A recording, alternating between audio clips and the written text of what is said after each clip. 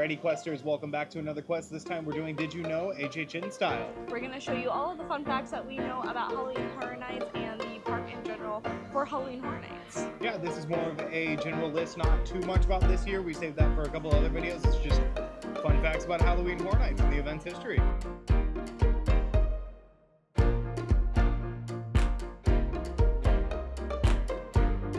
Alrighty, so behind us we have the Diagon Alley section of the Wizarding World of Harry Potter, which is not really a part of Halloween Horror Nights history. But the land that it sits on used to be home to the Amity Island section and Jaws the Ride, which is why we're starting here, because Halloween Horror Nights started over in this section of the park. Way back in 1991, Universal Studios wanted to create an event that could compete with Disney's Christmas side, but since they couldn't beat them at Christmas, they decided we'll try to beat them at Halloween. So Jay Stein contracted Julie Zimmerman, one of Universal's top creatives, to come up with a Halloween event. Her idea was to take the closed down Jaws ride, since it was under its, early 2-year refurbishment in its history, and build a haunted house in there, which was our first ever HHN haunted house. It was called Dungeon of Terror, featured a lot of fun scare actors, no real theming outside of just creepy, crawly, scary monsters. They had a lady in a coffin with rats crawling all around her. Overall, just a great use of space that wasn't really being utilized. Lines for this house were out the wazoo. It was literally 3 hours the entire night, and people just kept marathoning it. Most interesting part to learn about the early nights of Halloween Horror Nights is it wasn't called Halloween Horror Nights. It was instead called Halloween Fright Nights. They changed it their second year when they came back in 1992. Due to copyright reasons. I think it's due to Six Flags Fright Nights. But yeah, that's how Halloween Horror Nights came to be. When it first came out, it originally ran for 3 nights on Halloween weekend. Now in HHN 34, we're running for I think 48. 48, a little bit more than 3 nights. One thing that people do really love about Halloween Horror Nights, this isn't necessarily a fun fact per se, but I do love to mention the Death Eaters during Halloween Horror Nights. They're not really a scare zone, they're more like an entertainment piece. You can visit them in Diagon Alley in Orlando and Diagon Alley / Hogsmeade over in Hollywood Studios. That's what we like to call it, because that's kind of what it is. They originally showed up in HHN Hollywood in actually 2022. I originally thought it was much earlier, and then we got them in Orlando for HHN, the Death Eaters, in 2023. So not that far apart, surprisingly. I thought it was a lot larger. I thought Death Eaters happened like 2020 for Hollywood, but I was wrong. So fun little fact about the Death Eaters. They showed up way later than we thought they did. Alrighty, so next I want to talk about HHN's history with intellectual properties, or IPs. You'll hear it thrown out a lot. Universal has become very famous for bringing in popular horror movie franchises like Jason Universe behind me and bringing them to the park. Ironically enough, the first intellectual property that Universal used was during their second year. They used Wes Craven's People Under the Stairs. And the cool part about that house was they had actually finished filming the movie the year before, so they shipped all the sets down to build the house with. So not only were you going through a haunted house themed after Wes Craven's People Under the Stairs, you actually were going through the sets that the movie was filmed in. But the first really recognized IPs, plural, that were brought from non-Universal properties into the Halloween Horror Nights umbrella was Jason Universe behind me, or Friday the 13th as it was known at the time, Texas Chainsaw Massacre, and Nightmare on Elm Street. All 3 of these, Freddy, Jason, and Leatherface, came for Halloween Horror Nights 17 back in 2007, which was titled Jack's Carnival of Carnage. They hosted along with Jack the Clown, who we will get into more later. But yeah, that's kind of how IPs at Universal started, and now every year it's kind of fun to sit and guess which intellectual properties are going to come with the event. One thing I want to talk about is Boris Schuster. So actually over by Finnegan's, if you go all the way down the end, over by Transformers, on the very end, that shop, it is a investigator's office, Boris Schuster. He is actually a private investigator. He's kind of known as an HHN figure. He's been a part of what they call the legendary Truth Lore. He's associated with Halloween Horror Nights, and he even had a house in 2021. It was called the Files Unearthed Legendary Truth. A lot of times in the window, we're right next to it. We're not at it because the lights are off. There's lights right here. But actually, sometimes in the window, you can get little hints a couple weeks leading up to the HHN season of what your tribute store might be before they announce it. They've done some things with him in the past, like I mentioned with the houses. So he's kind of a fun character that exists in Universal itself. and Halloween Horror Nights, which is really cool. A little small did you know fact that goes along with Boris Schuster is below him there is a fortune teller named Madame Bastille. I don't know. Correct us if we're wrong. I've never heard it spoken, I've only read it. And you should never be mad at somebody pronouncing a word they've only read. But she's a fortune teller who kind of also got to hop into the HHN game during Dr. Oddfellow's year. There are a couple hints to her throughout All Hallows Eve boutique in Islands of Adventure and even the tribute store and some other fun little areas. Even her own shop got decorated with some Oddfellow hints in there. Next, I want to talk about tribute stores because HHN is actually where we got the first Universal tribute store. Now, a tribute store is basically any big, fancy, really highly decorated, really highly themed store that Universal opens to pay tribute to things. So we usually get one for the Christmas season, Mardi Gras season, when movies have premieres, like Back to the Future and Jurassic Park, and even E.T. I think got one. It was an E.T. Back to the Future combo. But anytime something like that comes up, they build a special little store that's just as fun to walk through as it is to shop for. And all of that got started here at Halloween Horror Nights back in 2015 during HHN 25. It was an anniversary year, so they wanted to open up a store that basically paid tribute to all of HHN's great history, and everybody really liked it so much that it just kept going and even spilling out into non-Halloween seasoned items.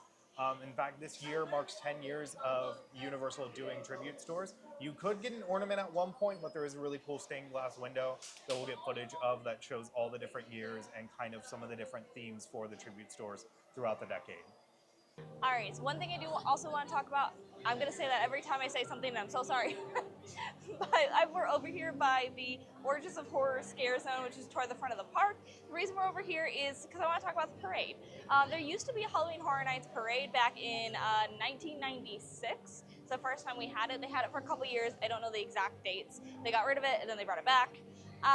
But we actually got the first Halloween Horror Nights parade is because they had their first ever Mardi Gras event the year before, in 1995, for Mardi Gras, and they had a Mardi Gras parade, which was very, very successful, and it did really, really well. So they were like, why not do it for Halloween Horror Nights? And that is also when the giant dinosaur comes back, and everyone is very excited, and I really would like to see him come back. Robosaurus. We'll show a picture right here. May he rest in peace. I love Robosaurus! I love you, come back. Please come back, my baby boy! I want to go into a little bit more of HHN history with regards to parks that have hosted it.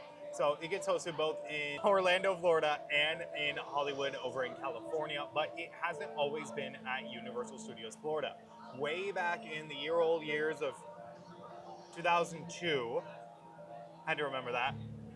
Way back in 2002, they actually hosted the event over at Islands of Adventure. Due to the sinking tourist industry after 9/11, unfortunately, Islands of Adventure wasn't getting the grand opening that it was hoping for, so they decided that maybe they should put Halloween Horror Nights over there. And we got a couple fun houses themed to Jurassic Park, Marvel one that got them in trouble with Marvel Comics because they did not specify everything they would be doing, like killing Captain America. Some fun, non-scary stuff over in Seuss Landing. That's also the year we got the Caretaker. And they actually hosted it there for a few years, and then later on towards the tail end of the early 2000s, they actually shifted it to being at both parks, and that's where we got the Curse of Corn. In order to facilitate a walkway between both parks, they actually grew, I can't even remember how many ears of corn to make an actual corn maze to go through as a scare zone between the two parks because they have the nice long walkway. Well, that was the year that Florida got hit by a very bad hurricane and started the Curse of Corn, which basically means anytime the Universal decides to grow corn for Halloween Horror Nights, a hurricane's gonna hit Central Florida. It's happened way too many years to count. Even last year when we had so many of the bad hurricanes back to back, there was corn in the silos in a Quiet Place house, so. I think Universal sworn off growing corn. Yeah, I mean, the ones in Fallout are fake this year for really good reasons. Gotta break the curse of the corn. Curse of the Corn, it's a movie. We took a pause to do El Artista, now we're back with more fun And facts. we're back. All right, so in 2010, in Soundstage 22, a couple actually on October 10th did get married in Halloween Horror Nights. They had a bunch of scare actors that participated. They were there as guests, dressed in their scare actor costumes, which was really neat. It was like a raffle of sorts that they did. It was kind of part of the theme where you could like get hitched at Halloween Horror Nights in 2010, and so they had an actual couple that I think run a raffle, if I'm not mistaken, and they got to get married in Soundstage 22 at Halloween Horror Nights, which is so cool. I'm so jealous. So, just an awesome fact. I do also want to talk about how in 1991, when they did do the Dungeons house, the performers were actually allowed to put a spin on their scares. And this did include one scare actor using slime from the Nickelodeon studio to enhance his performance. He did unfortunately have an incident where a guest did get covered in slime a little too much. That did have to stop, unfortunately. But the scare actors used to have to do their own flares sometimes. Back in 1991 when they did start the event, and I believe up to 1994, if I'm not mistaken, don't quote me on the ending date, scare actors actually used to have to provide their own makeup and costume for the event before Universal Studios was able to provide and have enough money to make their own costumes for the event. During the second year of the event, HHN added what they called Horrified. It was an aspect to some of the rides where they would put in some horrified scenes. Some of them were allowed to be walked through. One to mention that I like to mention is E.T., which is like my favorite ride in Universal. They had the Alien Forest, which guests would try to escape from a ghoulish, demon-infested forest to an alien world. It had dry ice and scare actors as well. In 1993, in Florida, HHN did do a Psycho maze. We actually used to have the Psycho facade. It was used for filmmaking for Psycho 4. They decided they wanted to do a house for it, and they turned it into a house. They wanted to do it inside the facade, but realized that that was going to be really, really hard and difficult. It wouldn't fit everything, and it was used for filmmaking, so it wasn't very up to what they needed. That's actually where tents came from. They decided to add a giant tarp tent to the back of it and be able to put all the scare maze stuff in there instead. That's where we get a lot of our technology now for our 4 tents that we have in Florida. In 1994, Universal, when they decided to start providing makeup and costumes for the actors, actually wanted a school to be able to teach the actors how to be a scare actor. So they created what they called a ghoul school, which is also now referred to as boot camp. Alrighty, Questers, thank you for joining us on this quest. I know it was a little bit of a shorter one, but HHN is always ever changing, so I figured we'd throw some fun facts about its history in there for you. We hope you did enjoy this quest, of course, and please do follow us on all of our social media. We are everywhere at Park Questers. We do also have a Patreon where you can do behind the scenes and get ready with me. So please make sure to leave a like and subscribe on this video so that way we can get further into the algorithm and help push more content out to y'all and more fans. Until then, guys. We'll see you on the next quest. Bye. Bye.